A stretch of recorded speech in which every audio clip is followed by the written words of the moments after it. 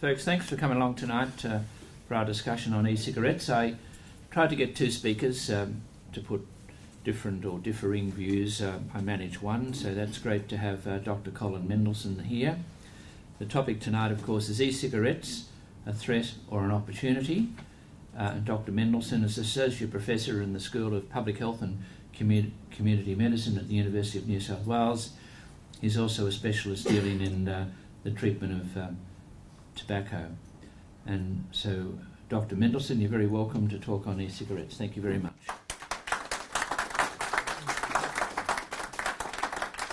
Thank you, Gerard, and thank you very much for the honour of being invited to present to this esteemed organisation. We have one small problem, which is advancing the slides, but we're going to do that by finger pointing, so if we could do one to start with. I want to start by introducing Peter.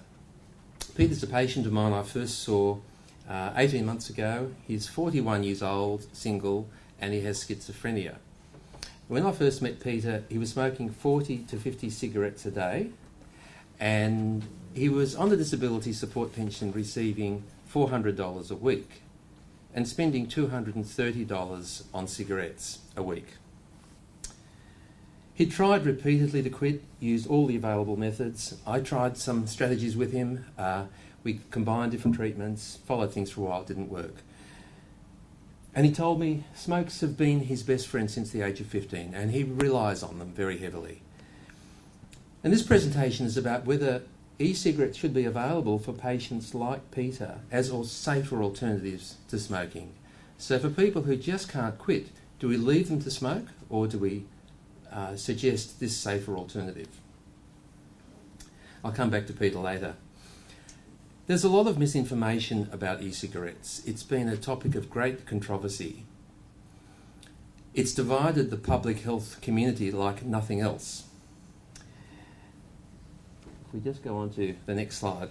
What I'm going to talk about is starting off by talking about what e-cigarettes are, and then the concept of tobacco harm reduction, which is a different way of dealing with smoking, the evidence for e-cigarettes and the evidence or the arguments against e-cigarettes.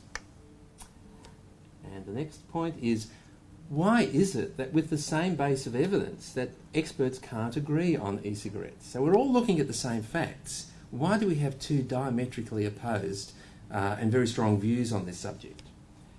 And then I want to look at some possible policy suggestions, some regulations. And I have no conflicts of interest. But firstly, a little bit of background about smoking. Smoking is still the leading preventable cause of death and illness in Australia. It kills more people than anything else that we can prevent, more than all other drugs, road accidents, suicide combined. People think we've dealt with the smoking epidemic. We haven't. And smoking on average kills 2 out of every 3 smokers. So every 3 people who smoke, 2 of them will die as a direct result of their smoking, and they'll lose 10 years of life. So it's a major health issue still.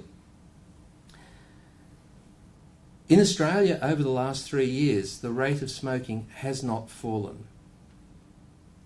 So Australia, which has had world-leading tobacco control policies, has had a significant drop in smoking rates in 3 years. So we clearly need something new and innovative.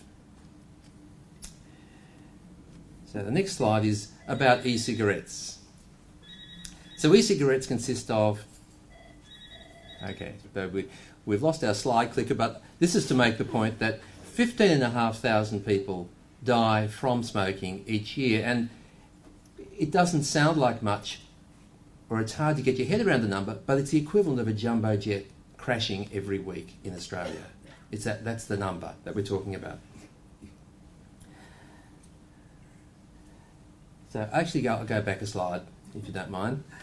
Back from that? No, we want to go to jail. So smoking is the most addictive of all drugs. And smokers try and fail repeatedly to quit. So 40% of Australian smokers try once a year to quit, and about 40% are actually never able to quit until they get some serious disease.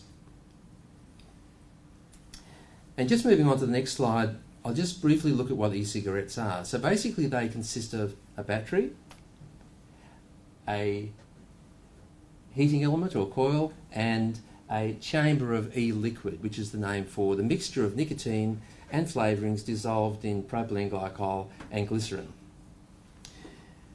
So when the user breathes in, the heating element heats up, it turns on, the coil heats up, and they breathe in the vapour that's created by the heating of the liquid. So there's no combustion, simply the heating of the liquid. And then they breathe out a cloud that's similar to smoke. So essentially, they deliver nicotine like a cigarette, and they replicate the smoking ritual. So you get the hand-to-mouth aspects of smoking, you get the inhalation of vapour, the exhalation of a cloud that looks like smoke. And they basically replicate smoking. Many of these smokers will continue to use these products long term as a safer alternative to smoking. Others will stop them as well as smoking and move on to using neither. I wanted to say a few words about the legal status of e-cigarettes in Australia. The devices themselves are legal, but nicotine is not. So the key ingredient you need to make these products work is not legal. And people who use nicotine without approval are criminals. The exception, however, is you can use nicotine legally in tobacco. So the most lethal product ever invented, consumer product ever invented, is legal, and it contains nicotine. But nicotine otherwise is illegal in a product that's much safer and that's used to reduce the harm from smoking. Surprisingly, there's almost universal opposition to electronic cigarettes in Australia. So the 9 health departments are opposed. Our peak medical body, the National Health and Medical Research Council, is opposed. The major public health organisations, National Heart Foundation, the Cancer Councils, even the medical associations, the Australian Medical Association, the Thoracic Society, are opposed to e-cigarettes. There is a parliamentary inquiry underway at the moment, and a Senate inquiry will be taking place shortly, so we're hoping that will change. I just wanted to also show where Australia fits in with the international experience. Australia is increasingly out of step with other countries. So in Australia, e-cigarettes are illegal, but they're completely legal and available in the US, the UK and the European Union. And just recently, Canada and New Zealand, even New Zealand is ahead of us in this field, are starting the process of legalising e-cigarettes. So Australia is certainly falling behind, and I'll talk a little bit more about that later. So I'd like to say a few words about tobacco harm reduction. Oh, I think we've gone ahead a slide. Do you want to go back one? Oh, okay. Go forward too. Okay, we'll leave it there, that's fine. So a few words about tobacco harm reduction. With traditional tobacco control, the focus has always been on complete abstinence. So no more addiction, no more nicotine, no more cigarettes, and smokers are expected to quit, simply to quit, and that's it. But a large percentage of smokers are not able to quit, and we know that many people are simply unable or unwilling to actually give up their habit or their nicotine. And tobacco harm reduction involves a strategy for those smokers. It's a way of allowing them to continue their behaviour without the harm that goes with it. And clearly there's a need for that. And this involves switching from tobacco to a safer alternative that delivers nicotine but without all the toxic chemicals. So that's tobacco harm reduction. Because although nicotine is the main addictive chemical in tobacco, it is actually relatively harmless. And one of the great myths about smoking is that nicotine is the cause of harm. In fact, it doesn't cause cancer, it doesn't cause heart disease, and it doesn't cause respiratory illness. And in fact, it has many positive benefits. It improves concentration, it improves memory, improves weight loss, it's beneficial for Parkinson's disease, ADHD. It has a whole range of benefits.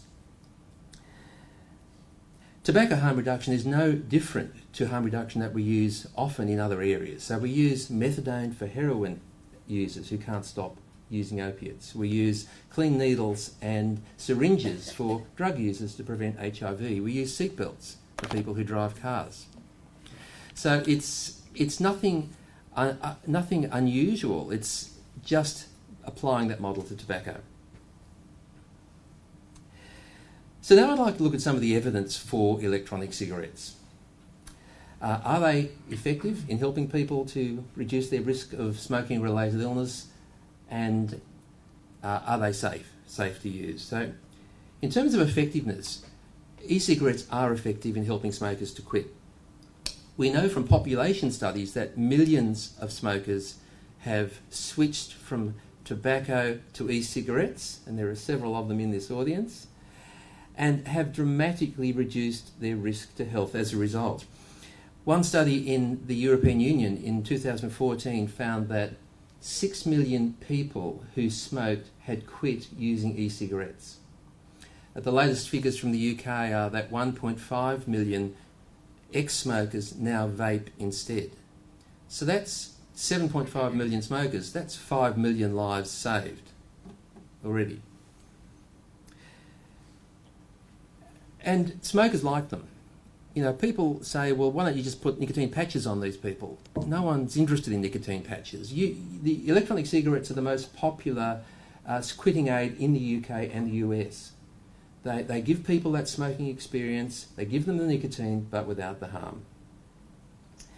2 recent studies have been published from the UK, which looked at, using very conservative estimates, looked at the lives, the numbers of people who had quit long-term per year using e-cigarettes.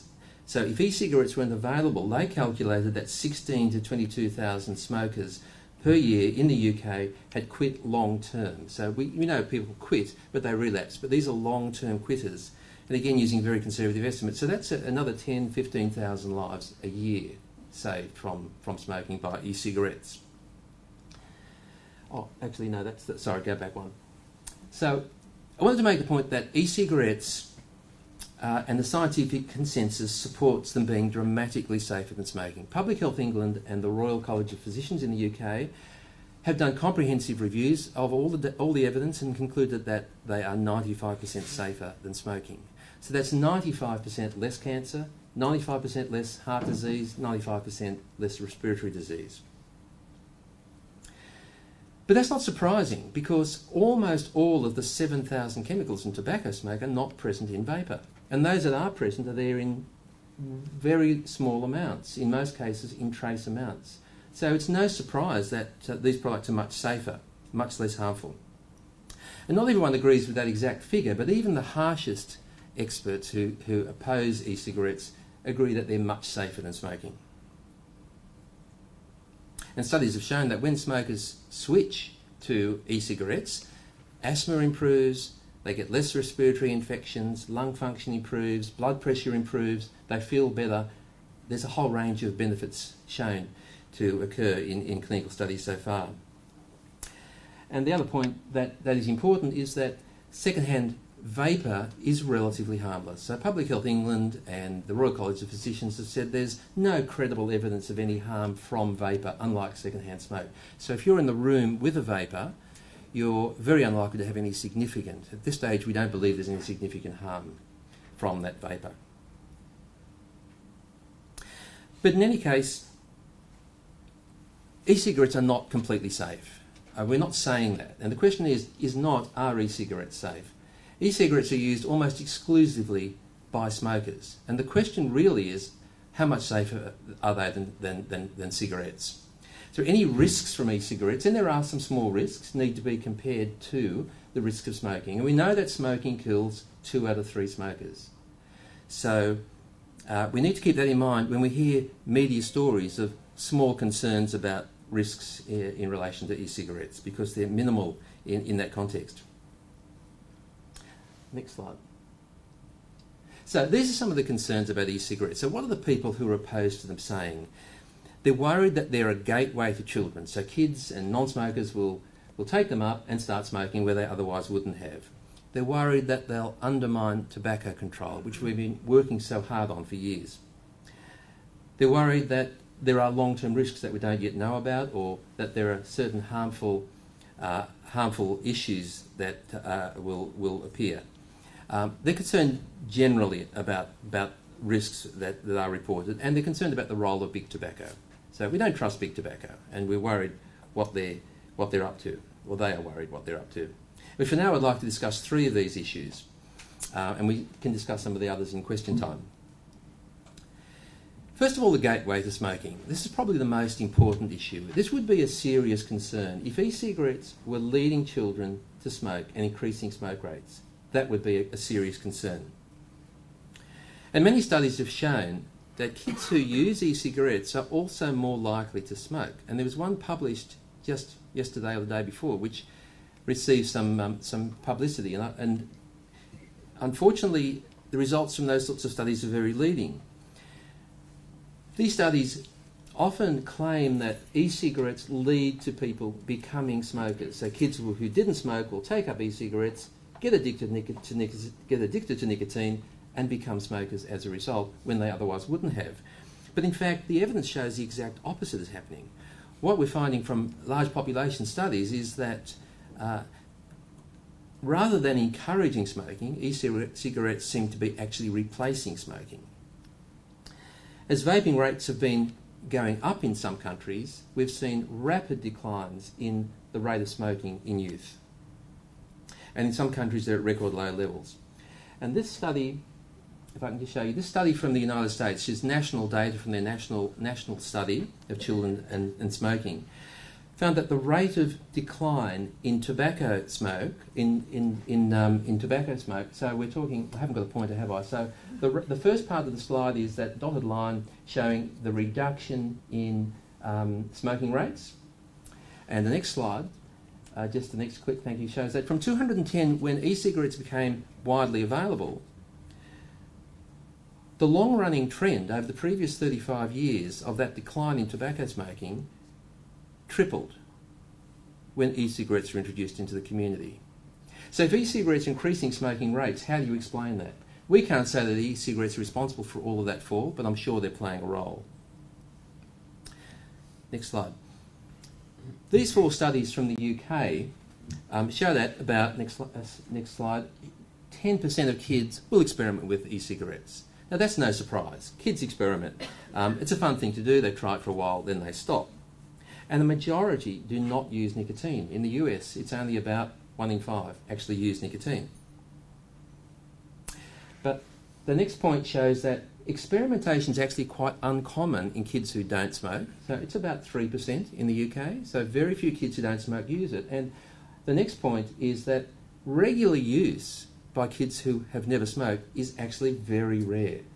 Roughly about 2 in 1,000 kids who haven't ever smoked will use it regularly. So a few will try it, and they'll have a bit of fun, and in many cases they will often go on to not smoke because of it. So they'll try it for a while, have that experience, that was fun, and they won't need to go on to smoke, and that's what seems to be happening. So what about adult smokers? I mean, there is the other question of whether adult smokers are trying e-cigarettes, adult non-smokers are trying e-cigarettes and going on to smoking when they otherwise wouldn't have. This next slide shows a US national survey, and which finds that only 4 in 1,000 smokers, 4 in 1,000 non-smokers were current users of an electronic cigarette. Now, most of those had only tried them occasionally; they weren't regular users. But that's the sort of the number we're talking about. The great majority were current smokers or ex-smokers who were using them to stay off cigarettes. Similarly, in the UK, the next slide shows that only 0.3% of never smokers were current users of e-cigarettes. That means having used it in the last month. So very few adults who are not smokers are taking up these products. So I think we really need to keep that in mind when we're assessing the downside of e-cigarettes. The second issue I wanted to cover is, are e-cigarettes undermining tobacco control? So opponents of e-cigarettes say that these products make smoking appear cool again, more socially acceptable, and they will increase smoking rates. In fact, the opposite is true. Where e-cigarettes are widely available, smoking rates are falling to record lows. For example, in this next slide in the US, smoking rates are falling faster than ever. If in this next section shows, this middle section shows a levelling out of smoking rates in the US over a period of 6 or 7 years. But when e-cigarettes arrived from about 210, smoking rates began to fall again. So e-cigarettes arrived and smoking rates began to fall faster than ever.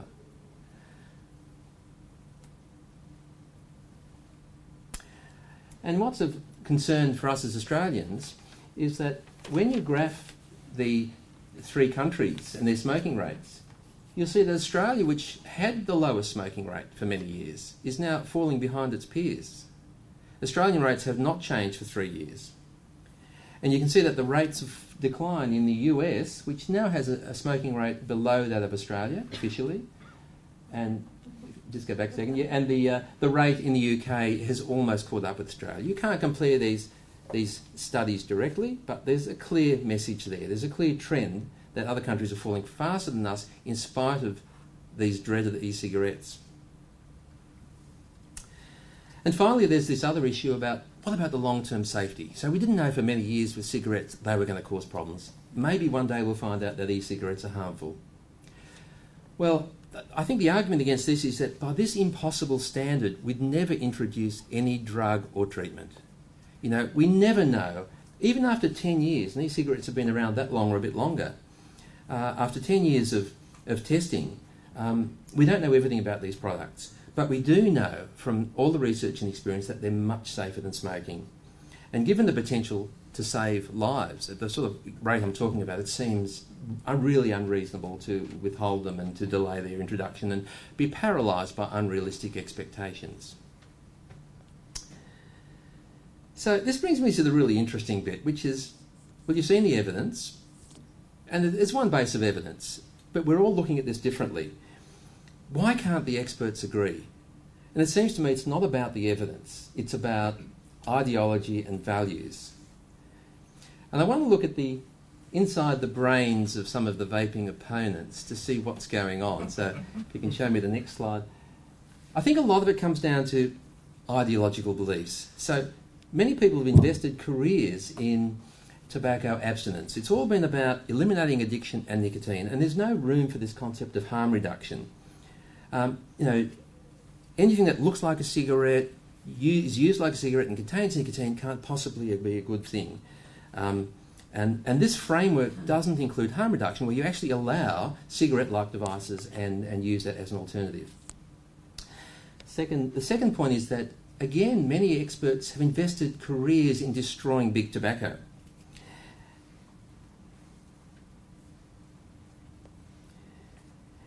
And the tobacco industry has behaved terribly in the past. We all agree with that. But some believe that anything they come up with has to be bad. And I think that's an unfair generalisation. We need to look at each issue on its merits. The third point is that I think it comes down to core beliefs and values. Many people see smoking as sinful. Smokers are bad, weak-willed individuals, and harm reduction implies accepting this, that it's okay, people can still smoke, whereas there's a lot of opposition in some people's minds, and there's often a very moral component to that as well. Next point is about nicotine. There's this demonisation of nicotine. Because it's associated with tobacco, there's a lot of people think it's just bad and it's a big part of the problem. In fact, it's not, apart from the addiction. And it does maintain addiction, and that's a bad thing. And then there's resistance to change. We all struggle with resistance to change. Entrenched views are hard to change. People often interpret the evidence according to their views. They interpret selectively. And for some people, no amount of evidence is enough, which brings me to this next slide. And I think a lot of people have got to the point where no matter how much evidence we give them, it's not going to make a difference. They've got views based on their ideology and values that prevent us from taking this further. So the next slide is what we need to do. I think we need to just keep calm and look at the evidence, because I think the evidence speaks for itself. I think we need to look at it dispassionately, and we need to be willing to change our minds. It's not a weakness to change your mind when the evidence changes, and I'm afraid that there are many people who are too invested in a particular position in spite of the evidence and unable to review their decisions. And finally, I'd like to look at how I think we should regulate e-cigarettes in Australia. And I think that should be based on evidence, not on ideology. And it should be ethical. And I think this is an important point, that I think it's unethical and irrational to allow the sale of the most lethal consumer product ever invented, but to deny smokers access to a product which is much safer, which will reduce their harm from smoking. I don't think we can justify that. It's not scientific and it's not ethical. So my recommendations, and that of many, is that we should allow low concentrations of nicotine to be available for vaping, for tobacco harm reduction, for smokers who are not able or willing to quit smoking, to reduce their harm. These are people who are otherwise going to continue to smoke. E-cigarettes are consumer products, and they're designed to replace another much more harmful consumer product. And they should be regulated by existing consumer laws. They're not tobacco products. They don't contain tobacco products. Contain tobacco. They're currently being regulated by the states as tobacco products. And that involves much greater and unnecessary restrictions. And basically the principle of regulating e-cigarettes is to maximise the potential benefits to adult smokers who can't quit while minimising any harm to other members of the community. So the first step is to ensure that these products are available and that they're of good quality. So the next slide shows that we're concerned about setting safety and quality standards. Currently they're not regulated. There's a black market, and that's part of the problem of not accepting these products. We need the usual consumer protections. We need responsible advertising to adults only, just like we do with alcohol. People need to know these products are available. If we don't advertise, it's kind of like saying, well, we don't want people to use these. We want them out there, but only adults to be made aware. Kids will find out, of course, but we need... The most important thing, I think, for kids is to have parents who live. And I think we forget about that in the concern we have about kids. They're going to lose their parents. And that's another benefit for the kids that often isn't considered in the debate. I think we need to allow point of sale display so that smokers, when they go and buy their cigarettes, they can see electronic cigarettes, and perhaps in other selected places they can see that these products are available. The other part of this regulatory balance is minimising potential risks to other people. So we're talking about, yes, we should ban sales to minors. There's general agreement on that. In some areas, we should restrict vaping indoors. We shouldn't allow vaping in cars with children. We should have child-resistant containers and so on. So minimising harm to other people, but allowing people who need them the benefit. I'd like to go back to Peter now. Peter commenced an e-cigarette, one of these Joytech all-in-ones, cost him about $30, I think, back in July. He stopped smoking immediately, at no cost to the government. He had one brief lapse in October when he wasn't able to get his nicotine, but he got back on track when I gave him a supply to tide him over, and he's been abstinent for 11 months. He's got more energy, he's more motivated, he's exercising, he feels better. He's saved $9,600 on his disability support pension. That includes having the costs spent on e-cigarettes taken from his cigarette costs. And he's feeling less financial stress, he's spending money on good food and hobbies, paying off his debts. And he said these things to me: I prefer them to smoking, they help me manage the bad days. So he'll have a bad day and he won't automatically reach for a cigarette, which is what happened before. He can now have the smoking experience without the smoke and not relapse. It's the best thing he's ever done, and smokers will always tell you that when they've quit. I'd like to end with a quote from the UK Royal College of Physicians. This is one of the most prestigious medical organisations in the world. They did a comprehensive review of the pros and cons, all the evidence of e-cigarettes. And this was their conclusion, and I think we need to be guided by this, and it was that In the interests of public health, it's important to promote the use of e-cigarettes as widely as possible as a substitute for smoking. And I'm hoping Australia will come to the same conclusion. Thank you.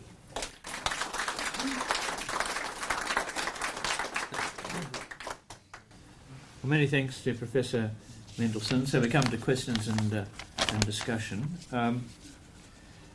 Thanks for a very informative talk tonight. Can I just ask you to go back a bit? As I recall, and from what you're saying tonight, you're talking really about the last 10 years. So where did the concept of e-cigarettes develop from? I mean, who thought about it? Yeah. Why did they think about it? What's the background to Yeah. that? Yes, I would have mentioned that, but for lack of time I left it out. But e-cigarettes were invented by Hon Lik, who was a Chinese pharmacist. So in 2003, he was a heavy smoker, couldn't quit, smoking 40 a day, invented these products, and they've evolved from there. His father died the next year from lung cancer, unfortunately. He'd been, again, obviously smoking much longer. And people ask, what about the role of tobacco companies in these products? The great majority of e-cigarettes are not made by tobacco companies. They're made by small and medium businesses. They're mostly made in China. Tobacco companies have had to get involved because they're obviously going to lose their business. They're going to have a Kodak moment if they don't, but they're not driving the e-cigarette behaviour. It's a consumer-driven issue, driven by consumers, and I think that's why it's successful. Right, so where do we go from here? Question here? Yes. Yeah. So when Peter gave up smoking, Yes. traditional Yes. smoking, and took up an e-cigarette, Yes. you define that as giving up smoking? Oh, definitely. There's no smoke. So what he's doing is simply inhaling the nicotine and small amounts, trace amounts of chemicals, but, he's still using that smoking ritual, but there's no smoke. So the thousands of chemicals and toxins, carcinogens in smoke, and that's a win. That's like someone on heroin converting to methadone, which is much safer and protects them from all the risks of heroin use. So, yes, that's a win. Of course, we'd rather he stopped altogether, and that's his plan. And most e-cigarette users plan to quit, and they do tend to cut down their e-cigarette strength, and many will go on, their e-cigarette nicotine strength, many will go on to quit. But didn't you say that nicotine's illegal? So Yes. how can he have nicotine in his e-cigarette? Yes, so that's a very good question. I didn't go into detail, but there are two legal pathways in Australia, which most people don't use. Most people use it illegally. So you can get a script from a doctor, and then you can buy your nicotine from an online pharmacy. There's only one in Australia that provides that service, NicoPharm. But most doctors will not provide a prescription. NicoPharm actually does that online. But most doctors do not provide a prescription. So unfortunately, people generally who are unaware of the other services available do it illegally. The other option is people can legally import nicotine, 3 months supply at a time, again with a prescription from their doctor. But again, doctors won't prescribe because this treatment is not officially approved. So most people are doing it illegally, but there are a couple of legal pathways that most people aren't aware of. So this guy, he's your patient, so Yes. you're So- writing a prescription. Yes. Well, he gets the script online when he gets the through that business I mentioned. Yeah. Question here? It's a question about the legality again. I mean, I have an e-cigarette company, and in referrals from people, they say, we know it's illegal to use this. We don't have a prescription. Yeah. Is there anyone here from TGA before I answer? In terms of nicotine police going around in New South Wales, Yes. stopping people to ask for a prescription to see or to even test whatever they are Yeah. vaping. I have two parts to this question. Can you see that happening in New South Wales? That's the first question. And secondly, what is the fine? Well, in Queensland, the fine is $9,300. And the Queensland Health Department has gone quite feral about nicotine. They're intercepting shipments of nicotine into the state, and there is talk about them visiting vape meets and convicting people. And I don't know if it's got to the stage of conviction, but certainly challenging people about their nicotine use. And that fine is on their website, and that's certainly something they could use if they wish to take it further. Now, we have yet to see which way that's going to go, but that's certainly a legal right of theirs to take that further. And there is So no just a minute, evidence. is that a $9,000 fine per offence? Per person, per offence. For every offence? Every offence, yeah.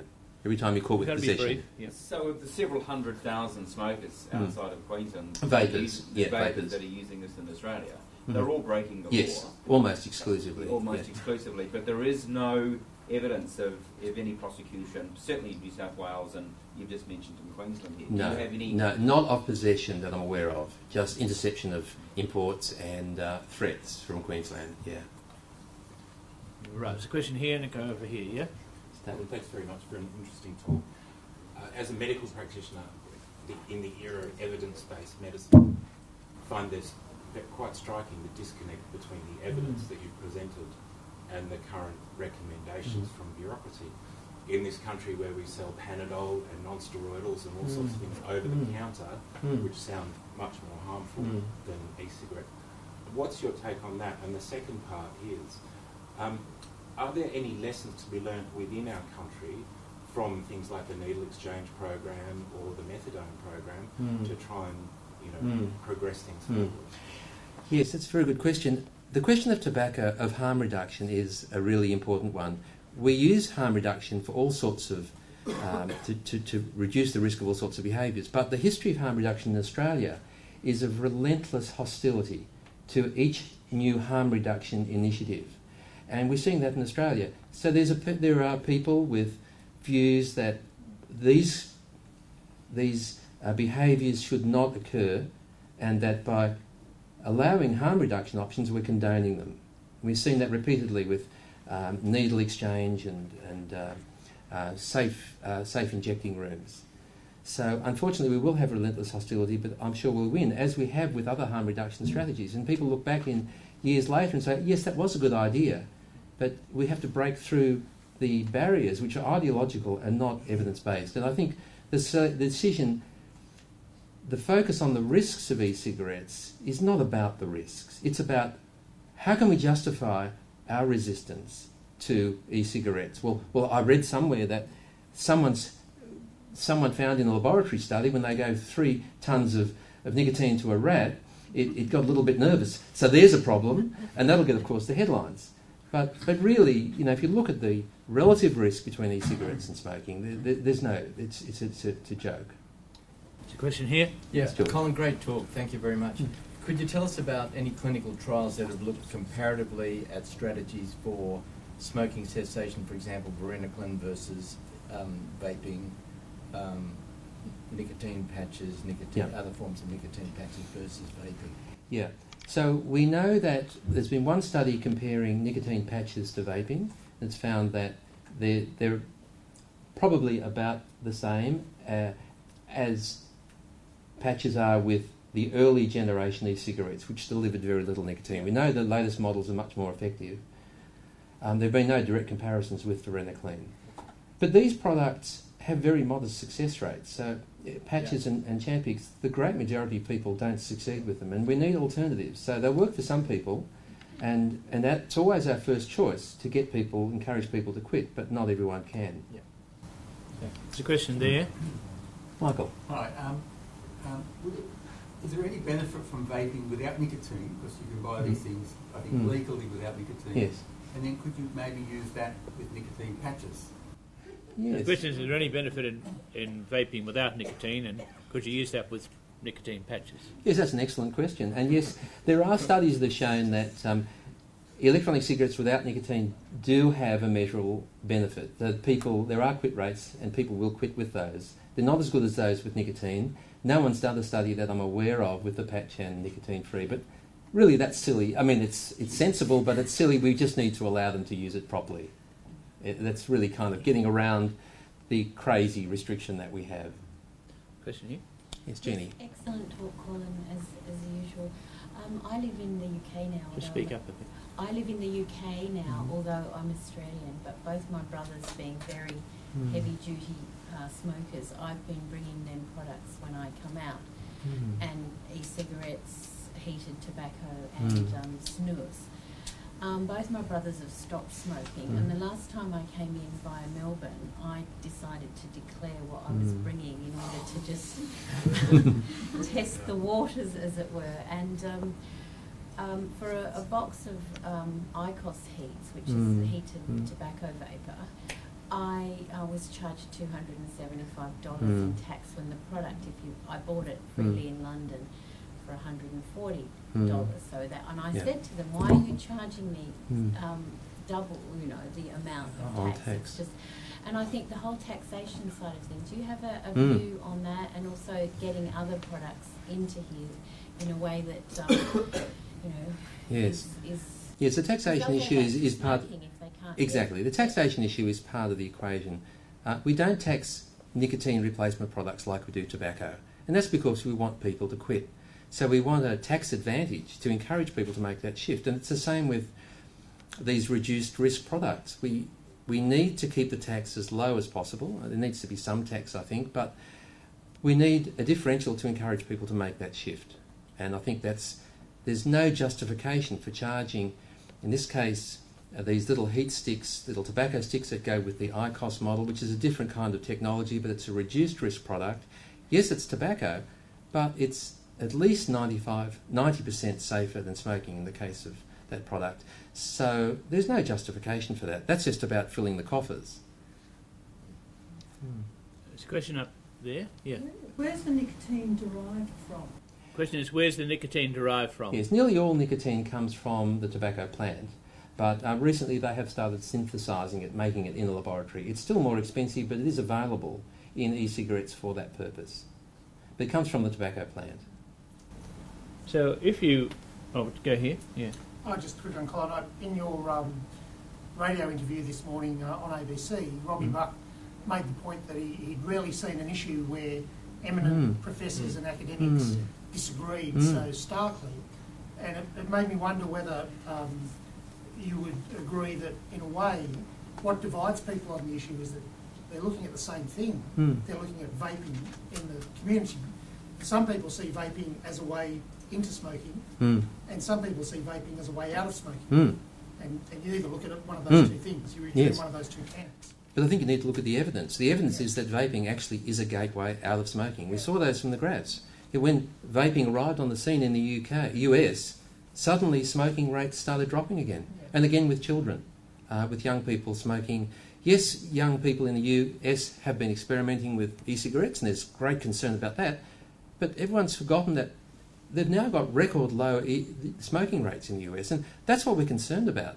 We're concerned about the harm to health. It's not about, we've got to eliminate nicotine. It's about how we're going to save people's lives and reduce the harm to health.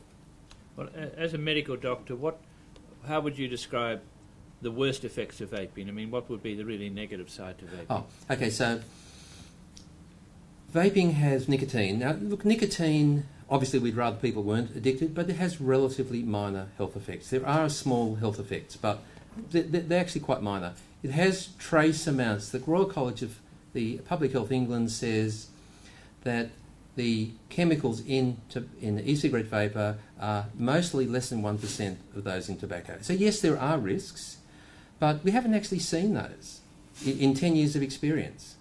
So there isn't an epidemic of people in the world, of the millions of people who are using vaping, suddenly developing new problems. We haven't seen that. What might the risk be?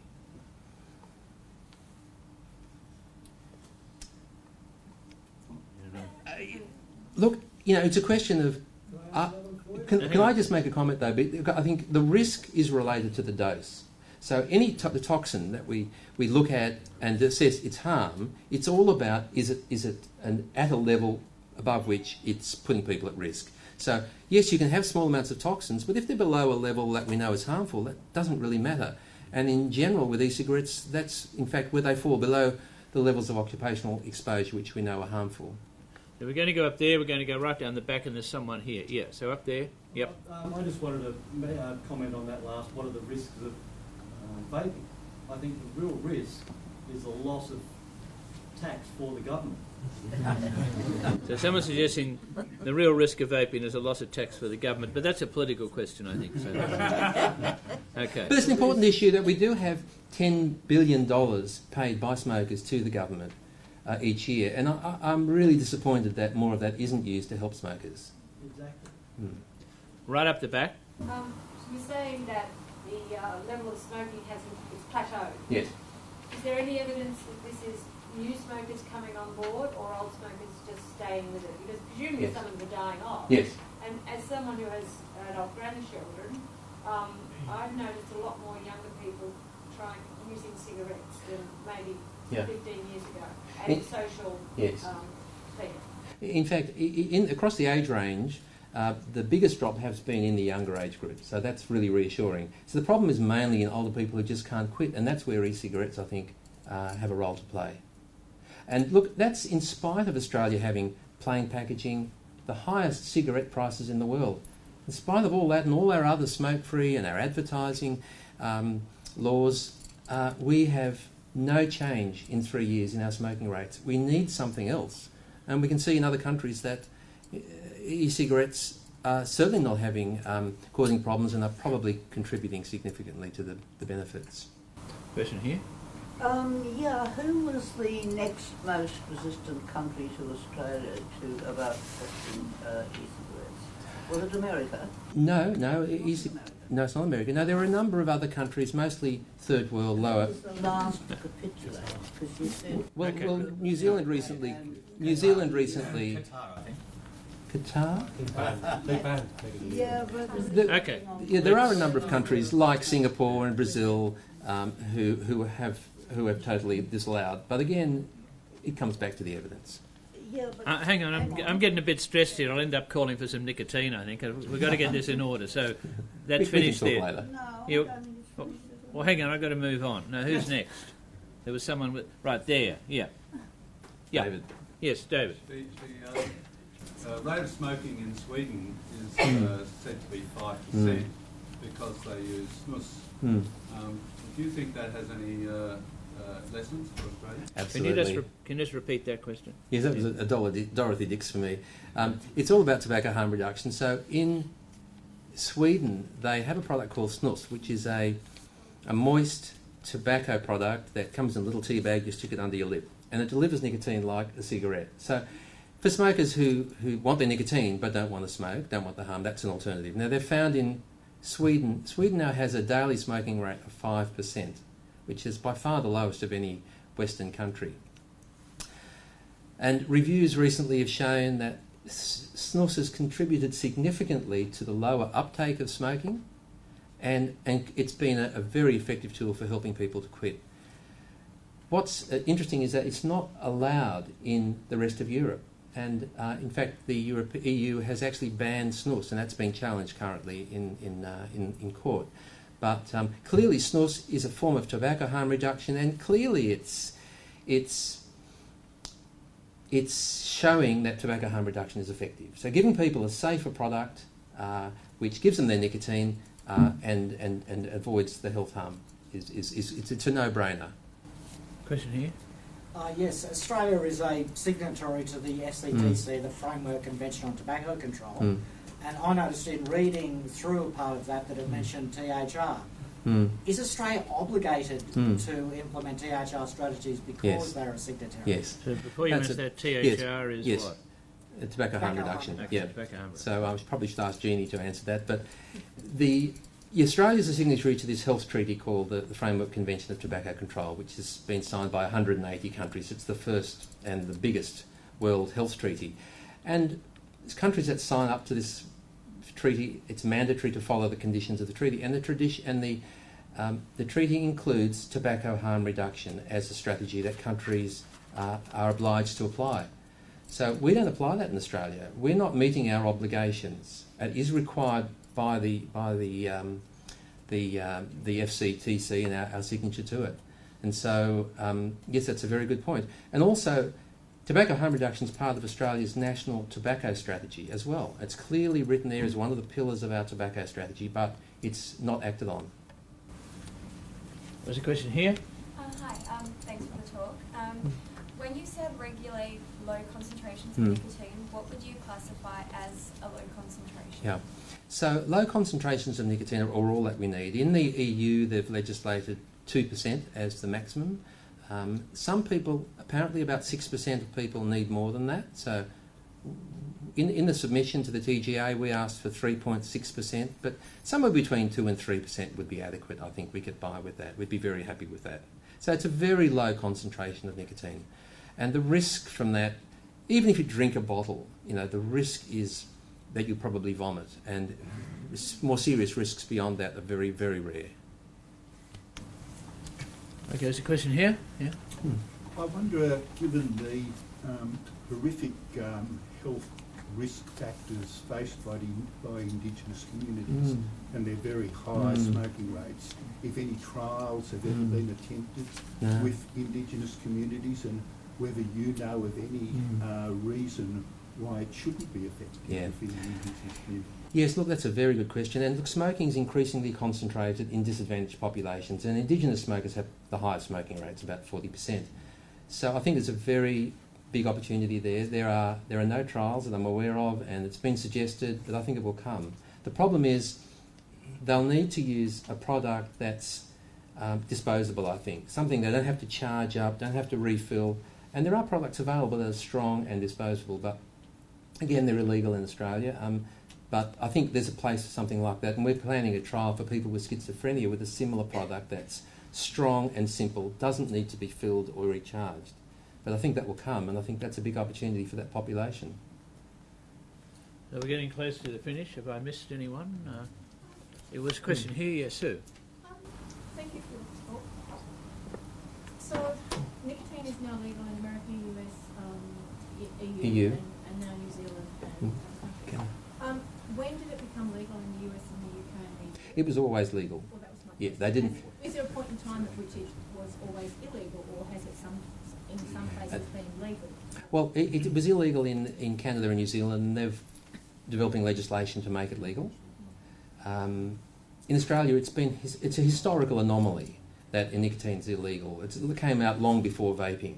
So now with the advent of vaping, it really needs to be exempted from the poisons list in low concentrations. I mean, we need to look at the evidence and say, well, yes, we can have people having high concentrations of nicotine lying around, but very low concentrations for vaping compared to smoking is so much safer and should be allowed. So was there a reason that became illegal here?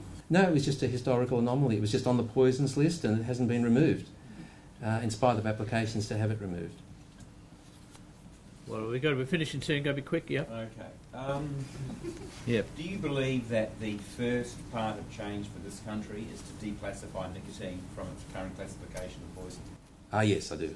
Yeah, I think the first thing is we need to make nicotine legal, and then all the regulations that surround vaping with nicotine, I think, will follow on from that and change from that. And David Leinhelm, who's here today, introduced a bill in the Senate recently to have a vote on that very thing, and there's going to be a Senate inquiry as well.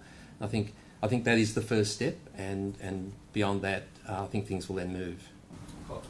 Yes. I was just going to add, there's two inquiries. There's a Senate inquiry into my bill. There's also a House inquiry. I don't even know who initiated that. I only found out about it this week. And there's my bill. Yes. I had an amendment to a TGA bill that I was going to try and sneak the amendment through.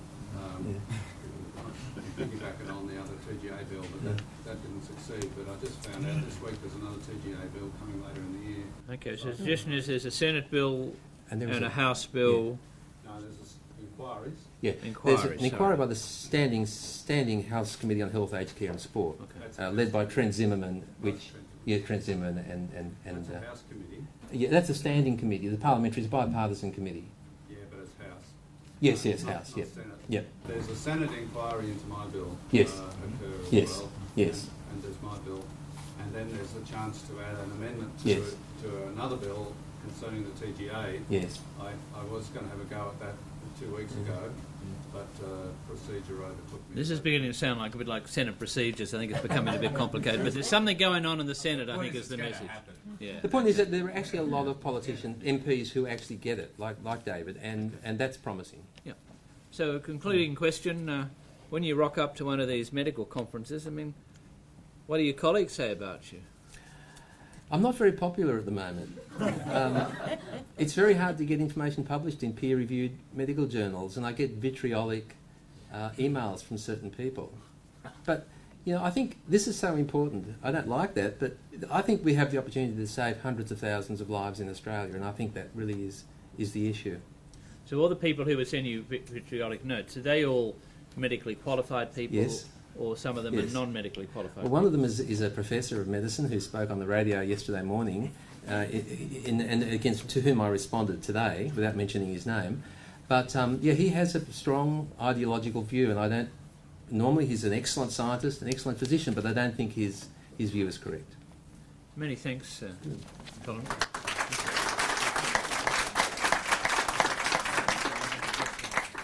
Well, it's always great to hear an unfashionable view at the Sydney Institute, which is really what we're all about. And we're very grateful that Dr. Mendelsohn has come along tonight and given an important paper and taken many questions across a whole range of issues on what is an important issue of, obviously, of medical health in Australia. So we're very grateful, Dr. Mendelsohn. No doubt we'll have you back sometime in the future, but for tonight, thank you and well done.